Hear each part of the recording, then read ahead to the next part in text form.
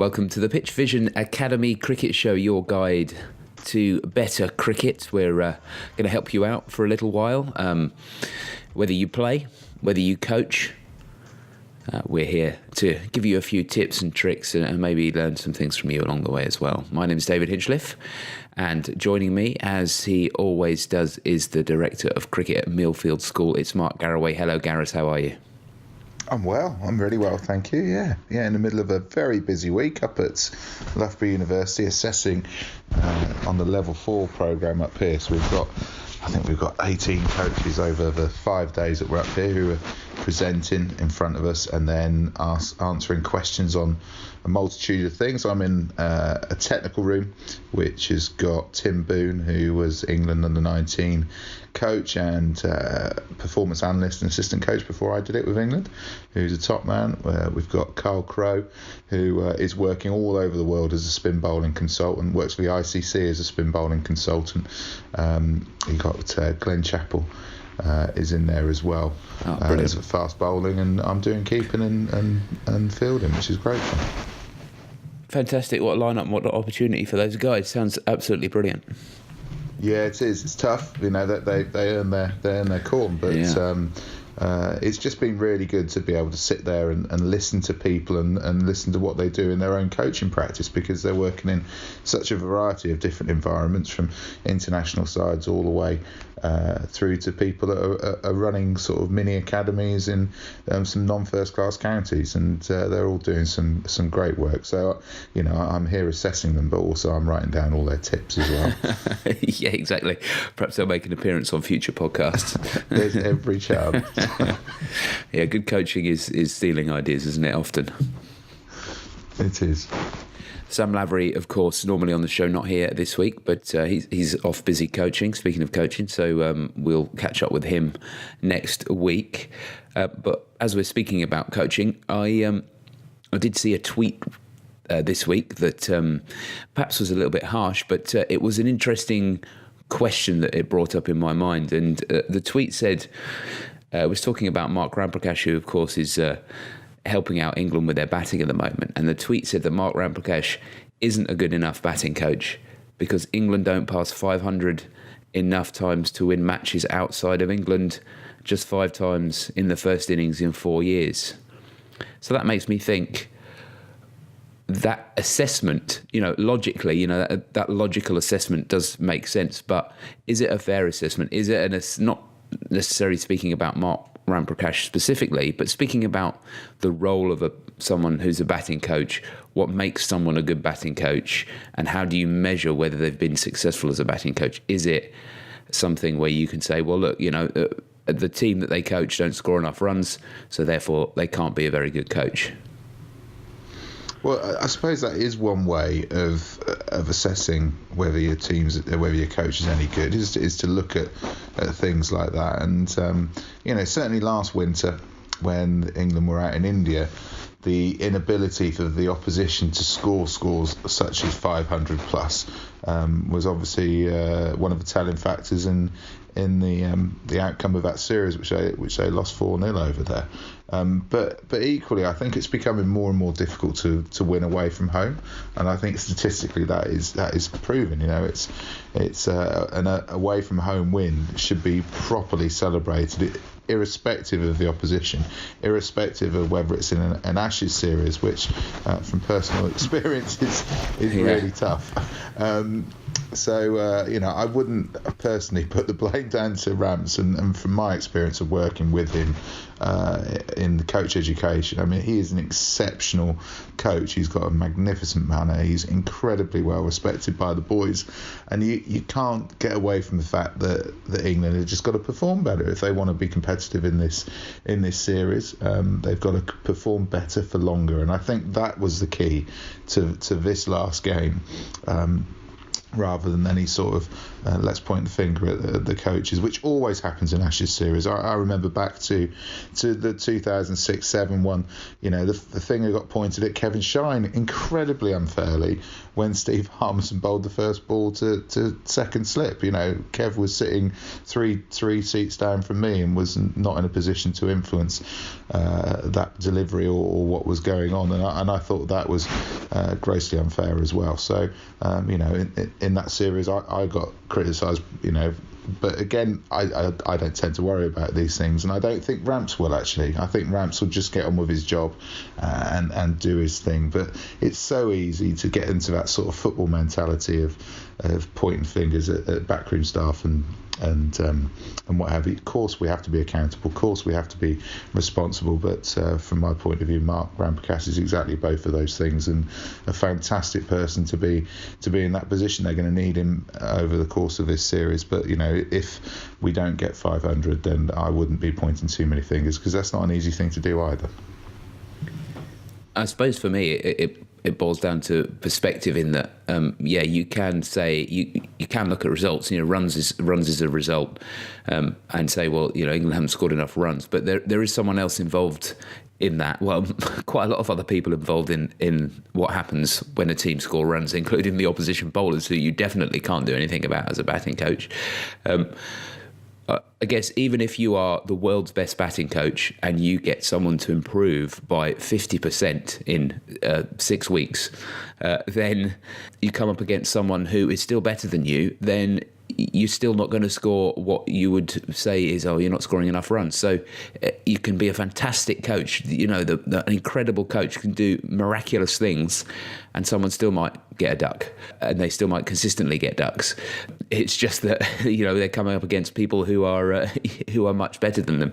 So it is a difficult thing as a coach to know how much effect you're having on the final performance, because even the batsman themselves doesn't have full influence on the final performance. They do what they can. They've got the most influence on it, but if you get conditions which are not conducive to batting, and you get bowlers who are extremely good, then that's going to reduce your batting average. Of course it is. So I agree. In terms of assessing the effectiveness of a specialist coach, whether it's batting or bowling or fielding or anything like that, how can you do that fairly in a way that says this person is doing a good job and they are helping players improve? It's just that the results aren't necessarily going exactly the way that we want them to go at the moment. Well, I think what you have to do is talk to the players first and foremost, especially the ones that are the most established players, and I'm sure that's exactly how England go about it. So whilst we've got a relatively inexperienced batting lineup from 1 to 5 in certain positions, you have got in there Alistair Cook, who's been around for a long time, has seen lots of batting coaches and knows what a good one looks like. So that would be one of my barometers. The second person I'd obviously go to is a captain in Joe Root, who currently is batting at 4 in this side. Again, he's been through quite a lot, not as long as Cookie, but he knows what's what. Then you go a little bit further down, and Bairstow and Ali are very much putting together a huge number of appearances between them. So I would talk to those guys first and foremost, because we pretty much anticipate that they're going to be around for a bit longer as well. So it's important that they're comfortable with the batting coach that's within them. And then I'll talk to the coaches, because as well as the element of batters and runs and all of that, you also have to be a good fit within the environment. And there's no doubt for me that the environment that Trevor Bayliss and Paul Farbrace have put together is wholeheartedly added to by Ramps being there and all of the other people as well. So that would be the way that I would assess it, because what people probably don't appreciate is that you've got to keep that strong, because you're together in this tour, for example, is going to be 3 months, and it's a tight schedule. You are in and out of each other's pockets the whole time, so that element has to work as well. You can't just jettison in a coach to make stuff better. He might be a fantastic coach with the players, but if he doesn't get that element of culture and team and environment right, then all of a sudden cracks will start to happen hugely, and he'll stick out like a sore thumb. So to me, Ramps is absolutely fantastic in that role. His knowledge base, working with him on level 3, has been magnificent. His passion, the way he engages with players, and ultimately, when we were 246 for 4, anymore. That was the time for the players to go, right, okay, this is our moment to seize this game, and they didn't. And how much you put that down to him, and how much you put that down to the bowlers and the England players who are in that situation. You can chuck that up in the air and sort of like see what comes down with it. But ultimately, that was a time where we needed to put the foot down, to really be stubborn and to stick in there and really extend that partnership and make the next partnership work, and we didn't. And that was the first point that we lost the match. And then the second point was when we had them 70 odd for 4 in their first innings. That was the time that we needed to really make sure that we bowled them out for 150 and put as much distance as possible between ourselves and them going into the last 2 or 3 days. What Australia did fantastically through Steve Smith, through a couple of partnerships, was Sean Marsh, and then Pat Cummins was do exactly what England didn't do, really. And as a result, they got just a bit ahead. The momentum shifted, and away they went on one of the most difficult places to play Test cricket for an opposition team. So 2 opportunities missed. I wouldn't be pointing the finger at any specific coach, but on those first 2 days, we had 2 opportunities to really stick ourselves in that game and say we're going to be impossible to beat, and we missed both of them. And I suppose at the elite level as well, at almost every level, I suppose, there's so much influence a coach has got on a player. But the higher or the longer a player has been playing, the more that influence reduces, I suppose, in that you become set in a way that works for you, and it gets harder and harder to change as you play more and more cricket. So I guess the other point about that is that what is the influence that a coach can have? It's going to be small, right? I mean, I've heard people say 10% at the elite level. I've heard people say 1% at the elite level. So to point the finger at anyone and say, well, England aren't scoring 500 enough times, it must be the batting coach's fault. It's saying, well, how much influence can the batting coach have on individual players? They can be part of the culture, they can do lots of things to help, but if it's something between 1 and 10% assistance, then that alone is not going to be enough to say it's all your fault, mate. So you've got to bear, whatever level you're coaching at, you've got to bear that in mind, that you can only have so much influence on a player, and any one player or any group of players, and those players are the ones who are going to have to go out and do it. That's the key to it, isn't it? It really is. And Alistair Cook got out in the second innings in the way that he got out. How many times have we seen him do that over the course of his Test career?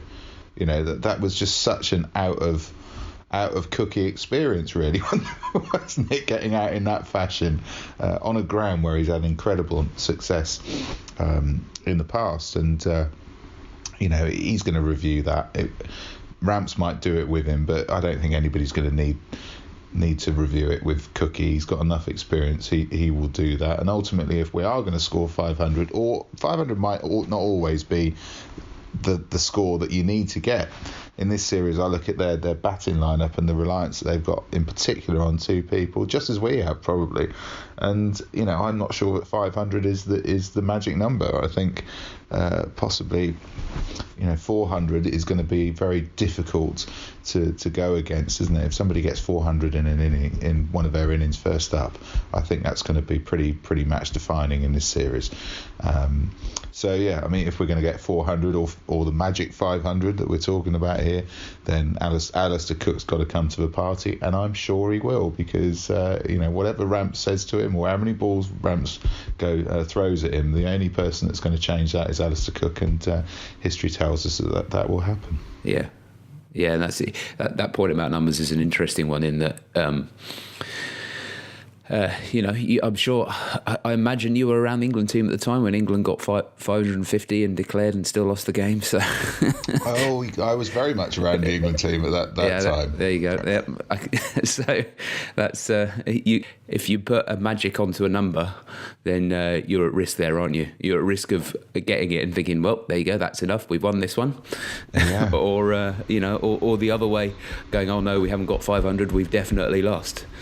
So but that's a really good one, and at the time I didn't question whether it was the right decision or not, because it was more about the amount of time left in the game actually at that point to try and affect a result, whether that result was a strong draw or whether it was then going to be a win. So it was a time factor rather than a number factor. But obviously in hindsight they got enough runs to be close to us and then bowled us out for diddly squat in the third innings and pogoed it in the last innings, and that happens.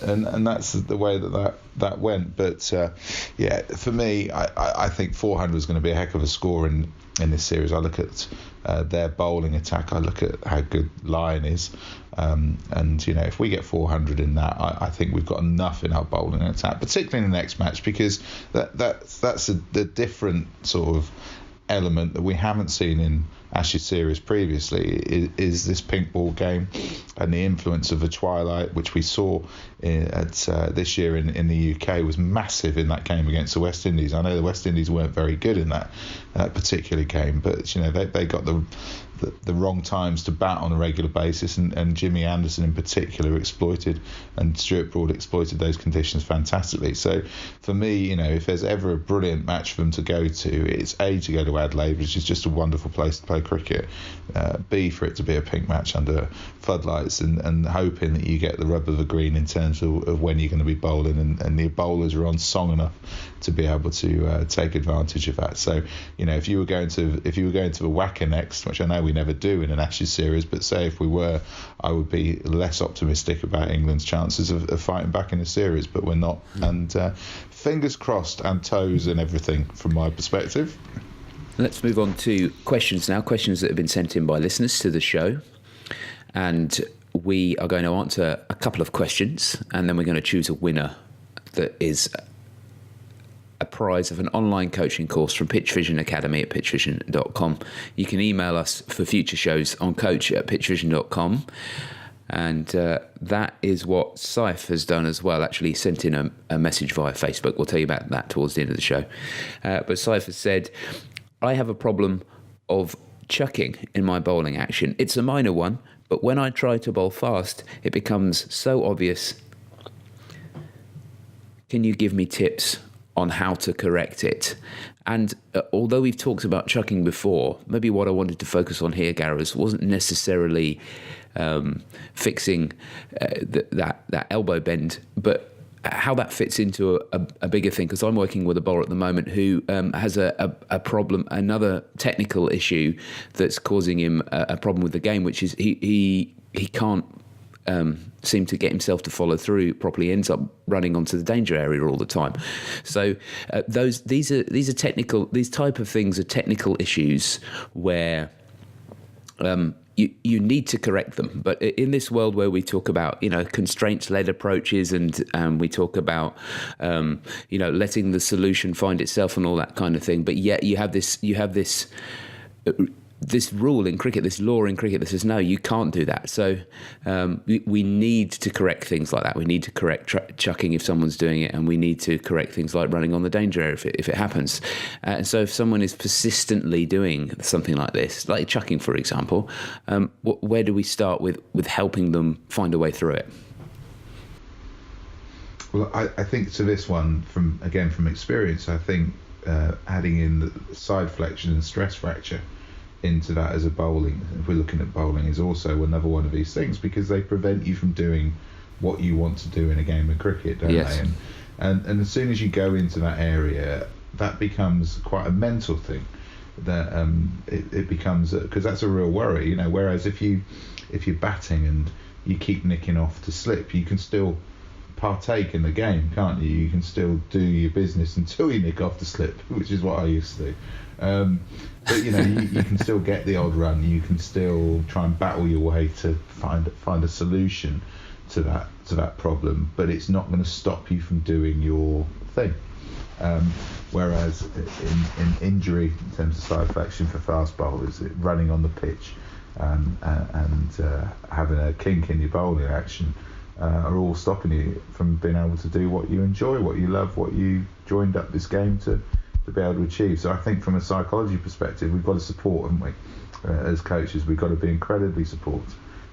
We've got to demonstrate some empathy. We've got to become very skilled in the way that we deliver things, because the sensitivities around these three areas of injury, running on the pitch and having a kink in the bowling arm, they're pretty definitive. You know, you either can do it or you can't do it, and it's black and white. So yeah, to me it takes a lot of time to do interventions, because it's not as simple as going, oh right, you just need to put your foot there and this, that and the other. There's so many more elements, and there's often a lot of scarring, both physical scarring and also mental scarring, that's happened on the lead up to you starting some intervention. Yeah, it's a hard thing to change, to just say to someone, oh, especially, you know, if you're in your late 20s and you've bowled in a certain way for years and years and years, and you've sort of got away with it, you know, umpires haven't noticed, for example, or, you know, it's you found a novel way to sort of hide it, long sleeves, something like that, then it's a hard thing to say, you know, if the coach says, well, all you need to do is keep your arm straight, what are you talking about? You know, that's you've created a mental model in your mind of how to bowl, and changing that is extremely difficult. So where do we start with something like that? Someone has got an ingrained action, you know, they bowled thousands and thousands, tens of thousands of deliveries in this way. Where do we start with sort of saying, okay, all right, well, we need to sort out this kink? How do we start with that? I think we've got to look at the root cause. I think you've got to go back to the root cause, and there's quite a few. And I'm assuming this guy's a fast bowler, so I'm going to go down that angle. So if you look at somebody's bowling circle when they're on their bowling arm, a lot of people, and this comes from a friend of mine, Stuart Barnes, who worked out in Bangladesh as a bowling coach, and in Bangladesh he was in charge of the whole pathway going through from sort of early representative cricket all the way through to the test side, and encountered quite a few people that would come into those environments with suspect bowling actions. So if you think of the bowling circle as where your arm goes forward and then it goes back past your hip, as your bowling hand goes back past your hip, if the palm is facing up, then as your arm goes into extension towards the back of your circle, you're likely to have what is called a carry angle, which is the difference between that around the elbow, the difference between the alignment of the forearm and the alignment of the biceps. So if you can imagine, as your hand goes into the bottom of that bowling circle, if your palm is facing up and the ball is facing up towards your face, if you have a still from the side on the video, then there's more of a chance that you're going to go into having a carry angle as you get to shoulder level. And that carry angle obviously has got a certain amount of degrees that it can have to be legal. So what he used to do was to get his bowlers through lots of drills, and this is painstaking in terms of time and effort, to get the bowlers to see if they could have the back of their hand, the hairy bit of their hand, pointing up towards their face as the bowling circle went down to their hip. And if you can mimic that, as I sit here, me too, at the moment, you will have a tighter, and your arm will be in a different position, and you'll feel tightness, and you'll notice that your arm is straight as you do that. So that's one method, okay, of dealing with that. It's a very simplistic method, because that isn't always the root cause. I've seen bowlers that have had exactly the position that I've had and still actually ping the ball down the other end with a throw, because there are other factors coming in. But that's a really basic one that I think people can have a look at. It also works for spinners as well. So trying to make sure that your bowling circle, your bicycle wheel of your bowling arm is as complete as you get it into, as it goes past your hip as possible, is a really good thing to do. So that's one starting point, and as I say, that came from Barnesy. So thank you for that, mate, because it's helped in a couple of things over the years. And then the other ones is to see where your energy is going, because often we don't see the throw in inverted commas from the side.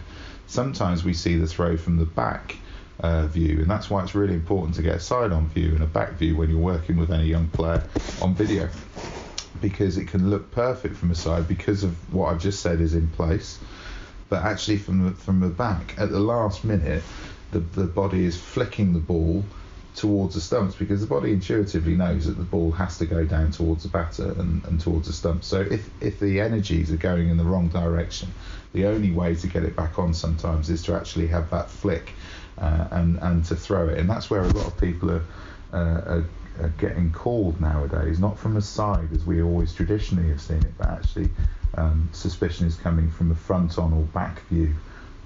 So if that happens, it just means that your energy, your motion is going in the wrong direction leading up to point of delivery, and your body is intuitively having to flick the ball in a direction to get it down towards the stumps. And that then is just making sure that your run up angle, your jump angle, your energies are going towards your intended target. They're often falling away, and then the body is having to compensate to get it back online. So that, you can do drills like getting the piece of string out, take it from the target area all the way back through the delivery stride, all the way back to your run up, and just work along that line as much as possible. You can get intervention poles out or crash mats to try and get you to align yourself more appropriately at the crease. You can do some tent peg drills, aligning yourself towards the target really well, just to get used to that feeling of that body all working together, rather than the front side pulling away and then the bowling arm having to readjust. So again, these things aren't an instant fix by any stretch of imagination. They have to be dealt with in a very careful fashion by the coach who's working with you. You have to have empathy when you're doing it, and that's difficult when most of us haven't been through this same thing. So seek advice from people that have gone through this before, both from a coaching point of view and also from being a player. There'll be some players out there that you can use their experience of going through it and how they coped with the painstaking drills and monotony and getting it wrong and then having to do it all over again. All of those things, that it's very important that we have that empathy. And good luck in your quest on that. Hopefully it's the quicker of the two fixes, which is a Stuart Barnes one, but if it's not, then have a look at where your energies are going. Get somebody to video you from behind and see if that bit of string or intervention can help. Remembering always that we have to take away that intervention to see whether it's actually works in an open environment, because often we revert to type. And if that's the case, it's not the end of the world. We just need to do some more of this stuff, just more of the processes before we can then be deemed as legal and then ping the ball down at a really good rate of knots in a legal fashion and have great fun at the other end when the ball's hitting stumps. The next question is from Atif. And Atif, it's another bowling question. This one's just from a spinner. Atif says, how can I get my arm higher when I bowl off spin? My coach says my arm's too low. Well, firstly, get some video to see whether it actually is too low. And I know we come back to video all the time, but it's really good to get a reference point on whether it is too low, because us coaches sometimes have a view of what we want to see, which doesn't always necessarily marry up with what's actually happening. So that will be, I think, is a good thing to do. Most spinners that I'm working with presently, if anything, have their arms too high, which is which prevents them from getting significant drift or getting the right angle of seam when they're bowling the ball down the other end. So it might be actually that your adjustment is a slightly easier one than some of the ones that I'm going through at the moment, for example. So there is a tendency for people to get the wrong side of perpendicular, and it sounds as if you're the right side of perpendicular, but you just need to bring it slightly towards perpendicular. So often this is about front arm and how the two sides of the body work. So if your front arm is working out towards the intended target and the batter, pulling in and driving your bowling side through, then you're more likely to get it up into that appropriate arm slot.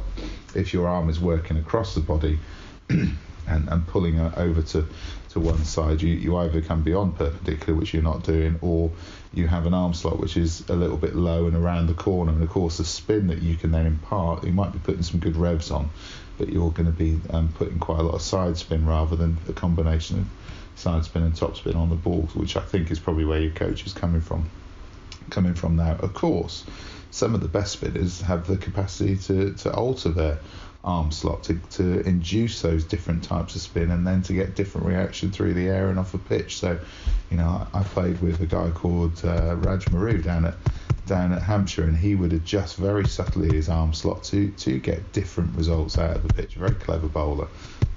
So having the option to bowl with a slightly lower arm on occasion isn't a bad thing in terms of perception. So get some video, see where you're actually at, rather than just relying on your coach. And if he is right, then work that front side mechanics a little bit more to try and get that appropriate arm slot release. I agree with that. I'd say as well, look at what's happening at the other end. If the coach might not be happy because you haven't got a classical bowling action, and they may be correct. But what's the most important thing is what's happening at the other end. If you are getting the ball to turn and drift and dip, then why would you want to change your arm position? What we're interested in is what the ball does, not how you're actually. You don't get any extra points for having a perfect action. You don't chuck a couple of extra wickets on because your action's perfect. It's not Strictly Come Dancing. It's a game which is based on how many runs you concede and how many wickets you take. So look at that first, and if that is something which you're happy with, and you've built a game around maybe bowling with a slightly lower arm, but you can still find a way to take wickets and keep the runs down, then you are doing a job which doesn't need that technical correction. But if you find that you do feel like you can get more turn, you can get more drift, you can get more dip, then you can experiment with trying to get that arm a little bit higher. And the old classic coaching instruction of brushing the ear, which I know we don't talk about anymore, but is it's sort of a thing which is talking about getting the arm high into that good position. But I suppose also that idea of brushing the ear is also something which causes people to go past the 12 o'clock position, isn't it, as well? And that's where you start getting problems. So you don't necessarily want to do that, but experiment with it, work out where that arm position is best for you, and then work from there. That's the advice I'd give. And before starting to make changes, work out whether those changes are needed in the first place. No, definitely. I mean, just taking it back to batting, I mean, there'll be a lot of people who can't understand Steve Smith's method. Going back to our outcome thing, but keeps getting runs when it's really important, doesn't he? Yeah, well, exactly. Yeah, that's all that matters. Yeah, it's not how, it's how many. So until they start giving us extra bonuses for style, then you can have Michael Vaughan's cover drive or Graham Swan's bowling action, but it's not going to get you anything extra. It might get you better outcomes, but if you've got a way, then use the way that works for you. Don't. What was it you say, Gareth? Follow your body, not everybody. Is that right? Definitely. And so I think get a good reference point on yourself by starting off getting some video, and then maybe talking with that coach. If he's not videoed you before, maybe sit down and go through that with him, because I've looked at video and go, actually, that's not doing what I thought it was doing.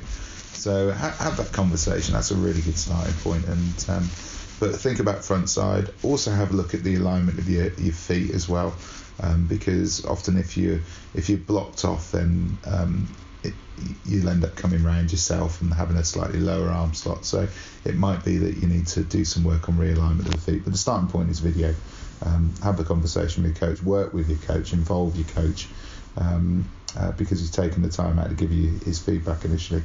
So let's do some follow up on that, and let us know how you go.